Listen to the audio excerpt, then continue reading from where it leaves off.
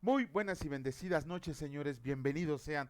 Padre, gracias. Gracias, Señor, por este tiempo y que nos permites estar de nueva cuenta, escuchando tu palabra, Señor, escuchando lo que tienes que decirnos el día de hoy. Te agradecemos porque tu misericordia siempre está presente en nuestra vida, porque sabemos que tú eres bueno y tu misericordia es para siempre. Te agradecemos, Señor, porque tu voluntad se está cumpliendo al igual que tu propósito, y nosotros, de nuestra parte, con la razón que tenemos, con la razón que nos diste, sabemos que estamos en el camino correcto y que seguiremos avanzando cada día en este camino al que hemos sido llamados. Te agradecemos, Señor, por este tiempo y que sea de bendición para todos nosotros. En el nombre de Cristo Jesús. Amén. Muy buenas noches, señores. Bienvenidos. Pues ya estamos aquí y vamos a comenzar con la reflexión que hace nuestro hermano Raimundo acerca del versículo del día de hoy, que fue del libro de Levítico capítulo 20, versículo 26, y que escrito está: me serán santos, porque yo, el Señor, soy santo y los he separado de los pueblos para que sean míos. Este versículo es de la versión Reina Valera 2015 y dice así: gran convocación es esta, que hoy el Todopoderoso nos indica en el principio de su verdad absoluta, porque desea con todo su corazón que estemos viviendo en el único orden universal que existe y existirá por la eternidad, dándonos a conocer su principal fundamento a la santidad para relacionarnos con Él y vivir para Él y por Él, esperando la apertura a la puerta de su santuario y deleitarnos con su amistad para confesarle en adoración y alabanza, el honor y gloria a su majestad y señoría. ¿Y cómo lo vamos a lograr? Amándole a Él sobre todo y a nuestro prójimo, mostrándole ayuda sincera y genuina, diligentemente en amor, como le enseña su Hijo amado Jesús, utilizando todos nuestros talentos y habilidades otorgados, y con su favor inmerecido de su gracia, en la salvación tan grande que tenemos cuando nos arrepentimos de todas nuestras iniquidades, al vivir lo que escrito está. Pero nosotros esperamos, según sus promesas, cielos nuevos y tierra nueva, en las cuales mora la justicia. Por eso declaramos a viva voz en el día del Señor que todos vivimos por fe. Bueno, esa es la reflexión de nuestro hermano Raimundo, que hace acerca del versículo del día de hoy. Y pues le agradecemos y ojalá el Señor nos siga dando sabiduría de lo alto como se le ha dado a Él para poder continuar con nuestro propósito en la vida. Vamos a comenzar con la lectura del día de hoy. Recuerden que estamos en que Saúl quiere asesinar a David, porque le caía mal. Nada más porque le caía mal de que él había matado a más, de que el pueblo lo quería más a él. Comenzamos con la lectura del capítulo 22 del libro primero de Samuel, y escrito está: yéndose luego David de ahí, huyó a la cueva de Adulam, y cuando sus hermanos y toda la casa de su padre lo supieron, vinieron ahí a él, y se juntaron con él todos los afligidos, y todo el que estaba endeudado, y los que se hallaban en amargura de espíritu, y fue hecho jefe de ellos, y tuvo consigo como 400 hombres. Y se fue de David de ahí a Mizpa de Moab, y dijo al rey de Moab: yo te ruego que mi padre y mi madre estén con ustedes, hasta que sepa lo que Dios hará de mí. Los trajo pues a la presencia del rey de Moab, y habitaron con él todo el tiempo que David estuvo en el lugar fuerte. Pero el profeta Gad dijo a David: no te estés en este lugar fuerte, anda y vete a tierra de Judá. Y David se fue y vino al bosque de Aret. Saúl mata a los sacerdotes de Nob. Oyó Saúl que se sabía de David y de los que estaban con él, y Saúl estaba sentado en Gabá, debajo de un tamarisco sobre un alto, y tenía su lanza en su mano, y todos sus siervos estaban alrededor de él. Y dijo Saúl a sus siervos que estaban alrededor de él: escuchen ahora, hijos de Benjamín, les dará también a todos ustedes el hijo de Isaí tierras y viñas, y les hará en todos ustedes jefes de millares y jefes de centenas, para que todos ustedes hayan conspirado contra mí, y no haya quien me descubra al oído cómo mi hijo ha hecho alianza con el hijo de Isaí, ni alguno de ustedes que se duela de mí y me descubra, como mi hijo ha levantado a mi siervo contra mí para que me aceche, tal como lo hace hoy. Entonces Doeg Edomita, que era el principal de los siervos de Saúl, respondió y dijo: yo vi al hijo de Isaí que vino a Nob, a Ahimelech, hijo de Aitob, el cual consultó por él al Señor y le dio provisiones, y también le dio la espada de Goliat el filisteo. Y el rey envió por el sacerdote Ahimelech, hijo de Aitob, por toda la casa de su padre, los sacerdotes que estaban en Nob, y todos vinieron al rey, y Saúl le dijo: oye ahora, hijo de Aitob. Y él dijo: heme aquí, señor mío. Y le dijo Saúl: ¿por qué han conspirado contra mí tú y el hijo de Isaí? cuando le diste pan y espada y consultaste por él a Dios, para que se levantara contra mí y me acechara, como le hace hoy día? Entonces Ahimelech respondió al rey y dijo: ¿Y quién entre todos tus siervos es tan fiel como David, yerno también del rey, que sirve a tus órdenes y es ilustre en tu casa? ¿He comenzado yo desde hoy a consultar por él a Dios? Lejos sea de mí, no culpe el rey de cosa alguna a su siervo, ni a toda la casa de mi padre, porque tu siervo ninguna cosa sabe de este asunto, grande ni pequeña. Y el rey dijo: Sin duda morirás, Ahimelech, tú y toda la casa de tu padre. Entonces dijo el rey a la gente de su guardia que estaba alrededor de él: Vuélvanse y maten a los sacerdotes del Señor, porque también la mano de ellos está con David, pues sabiendo ellos que huía, no me lo descubrieron. Pero los siervos del rey no quisieron extender sus manos para matar a los sacerdotes del Señor. Entonces dijo el rey a Doeg: Vuelve tú y arremete contra los sacerdotes. Y se volvió Doeg el edomita y acometió a los sacerdotes y mató en aquel día a 85 varones que vestían efod de lino. Y a Nob, ciudad de los sacerdotes, hirió a filo de espada, así a hombres como a mujeres, niños hasta los de pecho, bueyes, asnos y ovejas, todo lo hirió a filo de espada. Pero uno de los hijos de Ahimelech, hijo de Ahitob, que se llamaba Abiatar, escapó y huyó tras David. Y Abiatar dio aviso a David de cómo Saúl había dado muerte a los sacerdotes del Señor. Y dijo David a Abiatar: Yo sabía que estando ahí aquel día Doeg el edomita, él lo había de hacer saber a Saúl: Yo he ocasionado la muerte de todas las personas de la casa de tu padre. Quédate conmigo, no temas. Quien busque mi vida buscará también la tuya, pues conmigo estarás a salvo. Capítulo 23 del primer libro de Samuel, escrito está. David en el desierto. Dieron aviso a David diciendo: He aquí que los filisteos combaten a Keila y roban las eras. Y David consultó al Señor diciendo: ¿Iré a atacar a estos filisteos? Y el Señor respondió a David: Ve, ataca a los filisteos y libra a Keila. Pero los que estaban con David le dijeron: He aquí que nosotros aquí en Judá estamos con miedo, cuanto más si fuéramos a Keila contra el ejército de los filisteos. Entonces David volvió a consultar al Señor, y el Señor le respondió y dijo: Levántate, desciende a Keila, pues yo entregaré en tus manos a los filisteos. Fue pues David con sus hombres a Keila, y peleó contra los filisteos. Se llevó sus ganados y les causó una gran derrota, y libró David a los de Keila. Y aconteció que cuando Abiatar, hijo de Ahimelech, huyó siguiendo a David a Keila, descendió con el efod en su mano, y fue dado aviso a Saúl que David había venido a Keila. Entonces dijo Saúl: Dios lo ha entregado en mi mano, pues se han cerrado entrando en ciudad con puertas y cerraduras. Y convocó Saúl a todo el pueblo a la batalla para descender a Keila y poner sitio a David y a sus hombres. Mas entendiendo David que Saúl ideaba el mal contra él, dijo a Abiatar sacerdote: Trae el efod. Y dijo David: El Señor Dios de Israel, tu siervo tiene entendido que Saúl trata de venir contra Keila a destruir la ciudad por causa mía. ¿Me entregarán los vecinos de Keila en sus manos?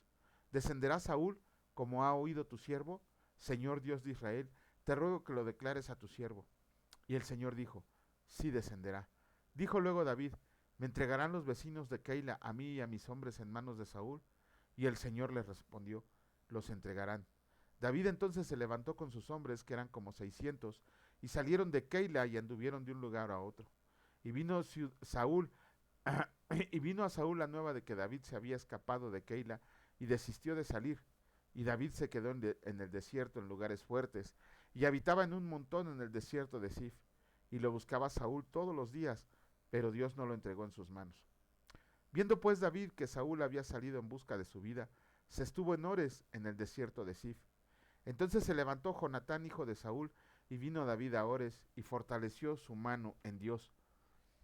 Y le dijo: No temas, pues no te hallará la mano de Saúl mi padre, y tú reinarás sobre Israel, y yo seré segundo después de ti. Y aun Saúl mi padre así lo sabe. Y ambos hicieron pacto delante del Señor, y David se quedó en Ores, y Jonatán se volvió a su casa.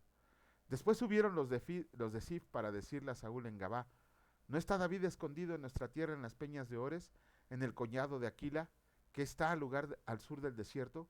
Por tanto, rey, desciende pronto ahora conforme a tu deseo, y nosotros lo entregaremos en la mano del rey. Y Saúl dijo: Benditos sean ustedes del Señor, que han tenido compasión de mí. Vayan pues ahora, asegúrense más, conozcan y vean el lugar de su escondite, y quien lo haya visto ahí, porque se me ha dicho que él es astuto en gran manera.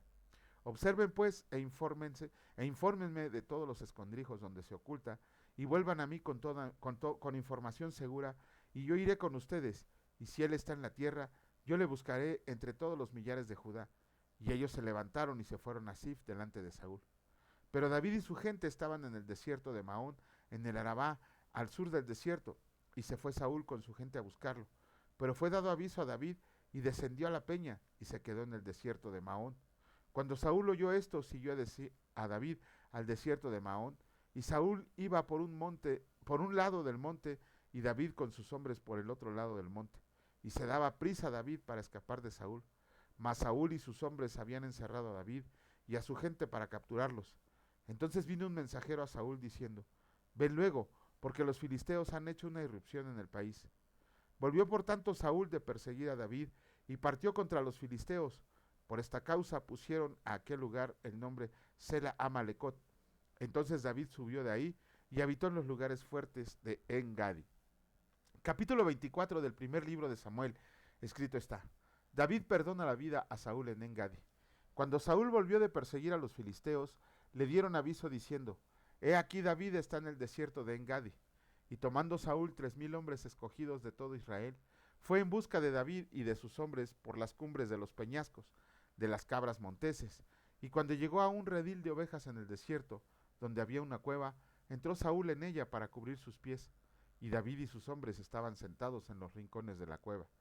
Entonces los hombres de David le dijeron: he aquí el día que te dijo el Señor, he aquí que entrego a tu enemigo en tu mano, y harás con él como te parezca. Y se levantó David y calladamente cortó la orilla del manto de Saúl. Después de esto se turbó el corazón de David, porque había cortado la orilla del manto de Saúl, y dijo a sus hombres: el Señor me guarde de hacer tal cosa contra mi Señor, el ungido del Señor, que yo extienda mi mano contra él, porque él es ungido del Señor. Así reprimió David a sus hombres con palabras, y no les permitió que se levantaran contra Saúl. Y Saúl, saliendo de la cueva, siguió su camino. También David se levantó después, y saliendo de la cueva, dio voces detrás de Saúl, diciendo: mi señor el rey. Y cuando Saúl miró hacia atrás, David inclinó su rostro a tierra e hizo reverencia. Y dijo David a Saúl: ¿por qué oyes las palabras de los que dicen: mira que David procura tu mal? He aquí, han visto hoy tus ojos, como el Señor te ha puesto hoy en mis manos en la cueva. Y me dijeron que te matara, pero te perdoné, porque dije: no extenderé mi mano contra mi Señor, porque él es el ungido del Señor. Y mira, Padre mío, mira la orilla de tu manto en mi mano, porque yo corté la orilla de tu manto y no te maté. Conoce pues y ve que no hay mal ni traición en mi mano, ni he pecado contra ti. Sin embargo, tú andas a casa de mi vida para quitármela. Juzgue el Señor entre tú y yo, y véngueme de ti el Señor, pero mi mano no será contra ti, como dice el proverbio de los antiguos: de los impíos saldrá la impiedad, así que mi mano no será contra ti. ¿Tras quién ha salido el rey de Israel? ¿A quién persigues? ¿A un perro muerto? ¿A una pulga? El Señor pues será juez, y él juzgará entre tú y yo. Él vea y sustente mi causa y me defienda de tu mano. Y aconteció que cuando David acabó de decir estas palabras a Saúl, Saúl dijo: ¿no es esta la voz tuya, hijo mío David? Y alzó Saúl su voz y lloró, y dijo a David: más justo eres tú que yo, que me has pagado con bien, habiéndote yo pagado con mal. Tú has mostrado hoy que has hecho conmigo bien, pues no me has dado muerte, habiéndome entregado el Señor en tu mano. Porque ¿quién hallará a su enemigo y lo dejará ir sano y salvo? El Señor te pague con bien por lo que en este día has hecho conmigo. Y ahora, como yo entiendo que tú has de reinar y que el reino de Israel ha de ser en tu mano firme y estable, júrame pues ahora por el Señor que no destruirás a mi descendencia después de mí, ni borrarás mi nombre de la casa de mi padre. Entonces David juró a Saúl, y se fue Saúl a su casa, y David y sus hombres subieron al lugar fuerte. Con esto terminamos la lectura del Antiguo Testamento y vemos la persecución que está haciendo Saúl en contra de David. Aquí hay una cosa que tenemos que empezar a ver acerca de por qué el Señor quería tanto a David, por qué dijo que era el mejor rey, por qué era como mi siervo, por qué todos los reyes deberían de tener su corazón. Esta es una de las cosas que vemos, por qué David era tan amado por el Señor, porque en los asuntos de Dios David siempre se cuadró, nunca hizo su voluntad en los asuntos del Señor, porque vamos a ver más adelante que así como era obediente, también así la regaba bien gacho el buen David. Pero vemos aquí que David se cuadraba siempre, siempre que quería hacer algo por Israel, siempre que quería hacer algo, salir a la guerra o algo, consultaba al Señor y esperaba que Él le diera indicaciones. No fue como Saúl, que cuando se le daba alguna orden, él no la respetaba y hacía lo que se le daba la gana. Pero David no, David siempre se cuadraba a lo que le decía el Señor, siempre, siempre se cuadraba. También consultaba siempre al Señor, era un hombre de oración David.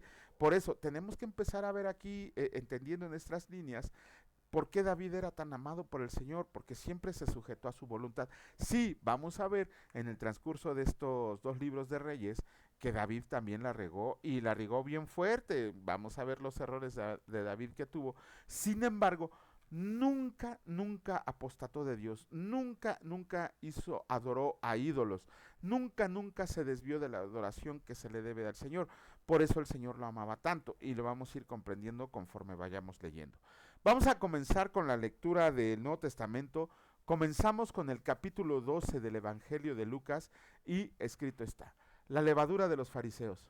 En esto, juntándose por millares la multitud, tanto que unos a otros se atropellaban, comenzó a decir a sus discípulos, primeramente: guárdense de la levadura de los fariseos, que es la hipocresía, porque nada hay encubierto que no haya de descubrirse, ni oculto que no haya de saberse. Por tanto, todo lo que han dicho en tinieblas a la luz se oirá, y lo que han hablado al oído en los aposentos se proclamará en las azoteas. ¿A quién se debe temer?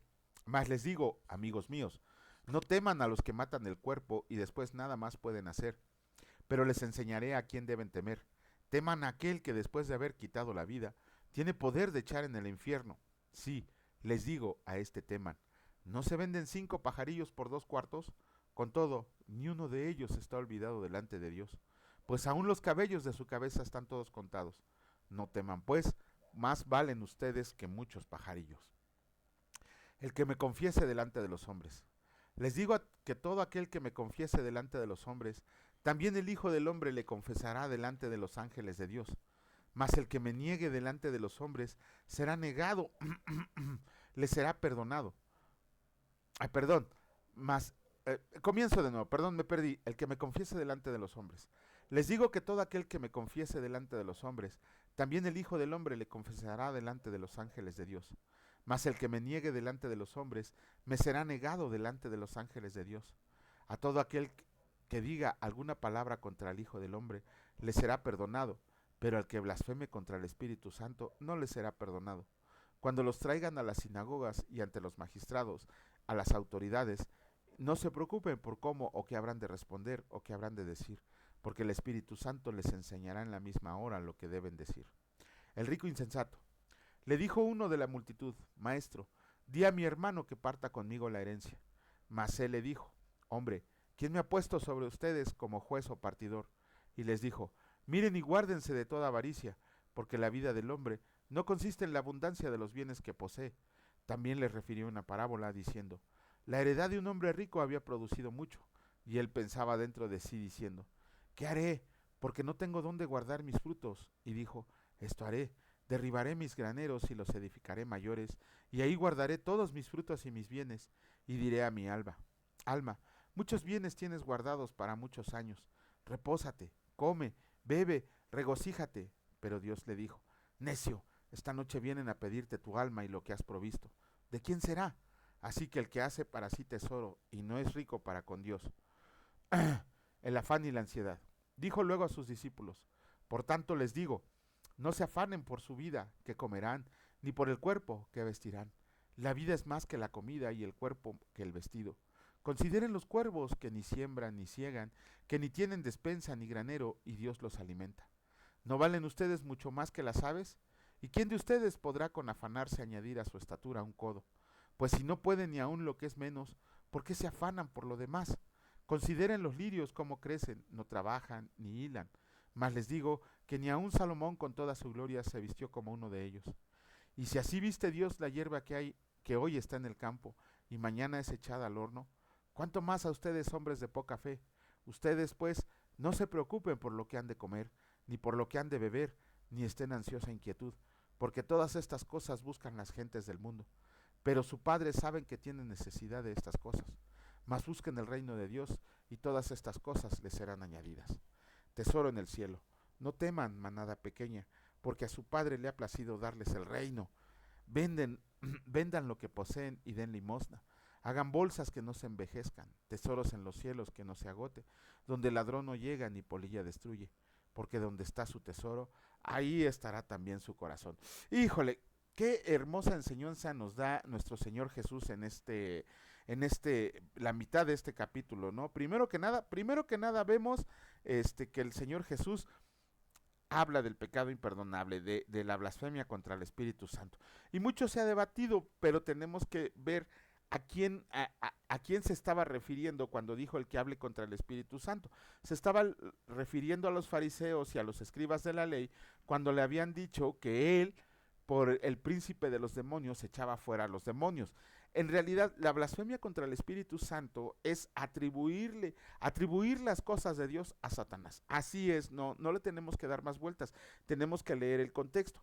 La blasfemia contra el Espíritu Santo es que si Dios hace un milagro, vengan otras personas y digan que lo hizo Satanás, o que se lo echen, o que le avienten la bolita a Satanás, o en el peor de los casos, que digan que no fue un milagro producido por parte de Dios, aun y cuando vemos muchísimas señales que ha sido de Dios.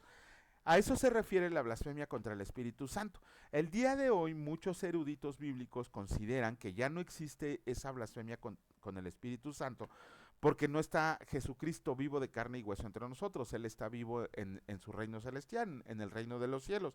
Sin embargo, me gusta mucho una explicación que nos dio la blasfemia contra el Espíritu Santo de la doctora Rosa María Pardillo, fundadora de Amistad Cristiana, en donde decía que la blasfemia contra el Espíritu Santo pudiera ser el pecado no confesado. Sabemos que el Señor sabe todo acerca de nosotros, pero también el Señor le gusta oírnos, que nos deleitemos en Él, que lo adoremos en Él, y sobre todo que le confesemos todas nuestras cosas, no solo nuestras necesidades, sino que le confesemos nuestros pecados, que le digamos: Señor, sí sé que hice mal, me arrepiento verdaderamente y voy a procurar no volverlo a hacer.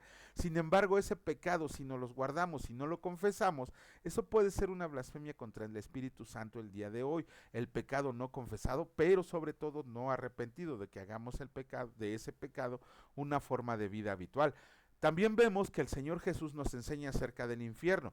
Con eso se tira la teología de algunas sectas que predican que el infierno no existe, cuando en palabras de nuestro Señor Jesús acabamos de leer que Él dice, y no lo dice solo en esta vez, lo ha dicho en los otros evangelios y en otras situaciones, donde dice que serán echados al lago de fuego, donde se dice que serán echados al infierno.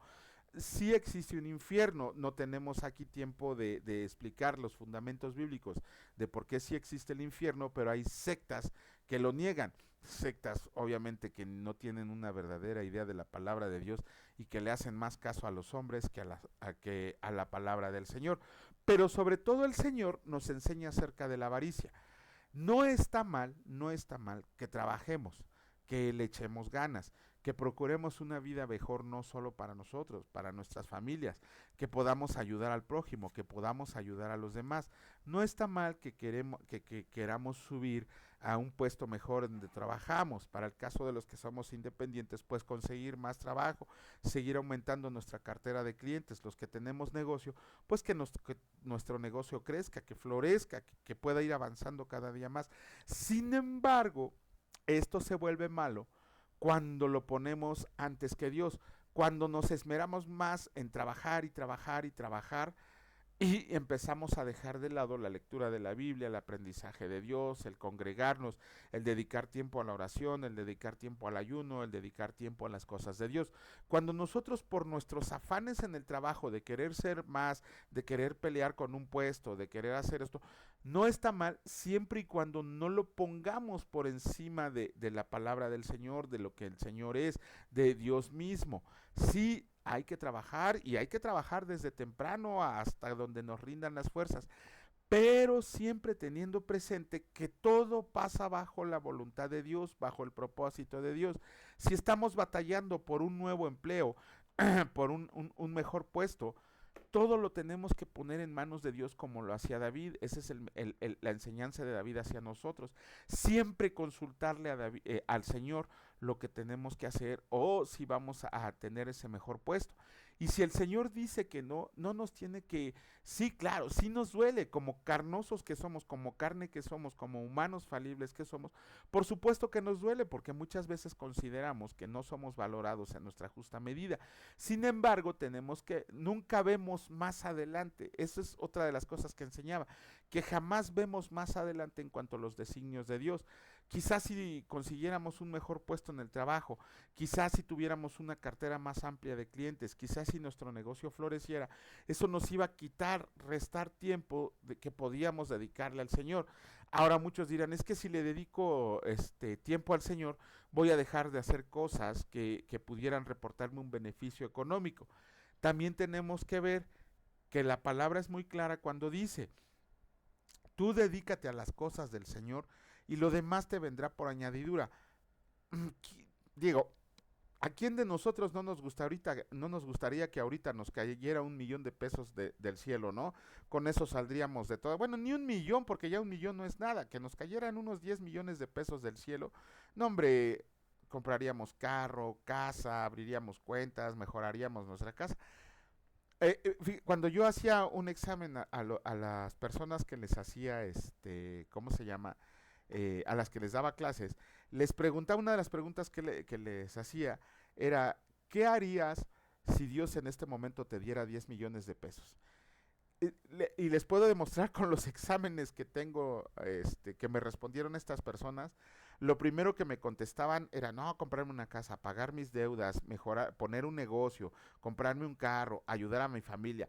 Ese tipo de respuestas lo daban todos, todos, todos. Jamás nunca uno me dio una respuesta que dijera, darle la parte que le corresponde a Dios. Eso es lo primero que tenemos que pensar. Imagínense como cristianos nosotros, si Dios te diera 10 millones de pesos, uy, no, Señor, yo pagaría mi casa, pagaría mis deudas, no sé, mejoraría la situación de mi familia. Cuando lo primero es darle la parte que le corresponde a Dios, pero nunca nadie, y se los puedo demostrar con los exámenes, nunca nadie me contestó de esa manera, más bien siempre era yo, y no veíamos que al primero que teníamos que rendirle cuentas era a Dios, darle gracias por aquello que nos ha dado, pedirle sabiduría para que lo podamos, ¿cómo se llama? Lo podamos distribuir, lo podamos utilizar, y sobre todo bendecirlo y alabarlo, aún y cuando nos quite lo que no tenemos, porque muchas veces también hemos pasado por tribulaciones en las cuales cuando estamos bien seguritos con un cliente, con un trabajo, con un negocio, y de repente viene el Señor y te lo quita, y bolas, se te cae el mundo a pedazos. Pero como siempre les digo, vean más adelante qué es lo que tiene Dios para nosotros, porque lo que viene es una bendición mayor, y que no suene así como de la prosperidad. Una bendición mayor me refiero a que vas a tener más tiempo de dedicarte a la palabra de Dios. Acabamos de leer que dice, no se venden 2 pajaritos por 2 cuadrantes, no valen ustedes más que 2 pajaritos y que Dios tiene contado todos los pelos que tienen en la cabeza. No dice que Salomón, aún con toda su riqueza, jamás se pudo vestir como los lirios del pantano, y a poco los olvidó Dios. Dice nuestro Señor Jesucristo que Dios nunca se olvida de ninguno de nosotros, nunca, nunca, nunca. Entonces lo que tenemos que aprender es ver hacia adelante. No es por qué me está pasando esto, sino qué tengo que aprender de esto. Esa es la realidad de las cosas. No por qué me pasa esto, sino ¿qué voy a aprender de esto? ¿Qué viene después, Señor? Aquí estamos, dice un refrán popular mexicano, ¿no? ¿Somos hombres o payasos? Entonces hay que comportarnos como varones del reino, como varonas del reino, como hijos de Dios. Hace rato le preguntaban a un cristiano acerca de quién era él, cuál era su identidad, y lamentablemente ni siquiera supo responder. ¿Cuál es mi identidad? Soy hijo de Dios, con todos los derechos y obligaciones que eso lleva. Pero bueno, ya tocaremos ese punto en una carta. Con esto terminamos la lectura del día de hoy. Bendito Padre, te alabamos, te bendecimos, te damos toda la gloria, todo el poder, toda la honra y toda la alabanza.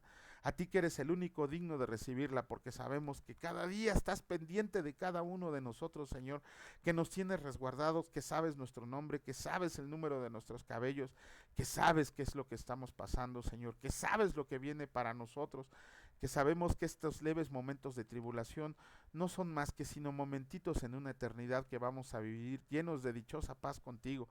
Te agradecemos porque tu lectura nos va enriqueciendo cada día nuestro ser espiritual, Señor.